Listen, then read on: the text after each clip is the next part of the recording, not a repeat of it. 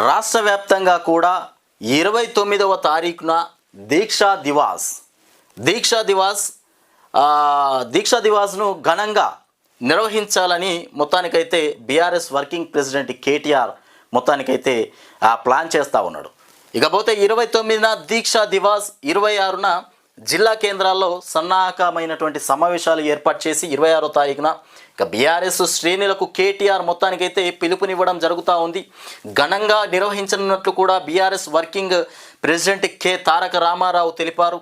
15 ఏళ్ల కేసీఆర్ తెలంగాణ వచ్చుడో ఇక కేసీఆర్ సచ్చుడో అనే గొప్ప త్యాగాని రీతితో మొత్తానికి దీక్ష చేపట్టి స్వరాష్ట్ర రాష్ట్రాన్ని కూడా సాధించుకున్నామని చెప్పారు. శనివారం బీఆర్ఎస్ నేతలతో ఆయన టెలికాన్ఫరెన్స్ నిర్వహించారు. ఈ సందర్భంగా కేటీఆర్ మాట్లాడుతూ ఈ నెల 26న జిల్లా కేంద్రాల్లో పార్టీ ముఖ్య నేతలతో సన్నాహక సమావేశాలను కూడా ఏర్పాటు చేసి ఎమ్మెల్యేలు, మాజీ ఎమ్మెల్యేలు, ఎంపీలు, ఎమ్మెల్సీలు, మాజీ మంత్రులు, కార్పొరేషన్ మాజీ చైర్మన్లు సహా ఇతర కీలక నాయకులను కూడా ఆహ్వానించాలని కోరారు. 29వ తారీఖున పార్టీ ఘనంగా నిర్వహించే దీక్షా దివాస్ కార్యక్రమాన్ని విజయవంతం చేయాలన్నారు. 28న జిల్లా కేంద్రాలు ఇక పట్టణాల్లో బ్యానర్లు, ఫ్లెక్సీలతో ఇక అలంకరించాలని కూడా కోరారు.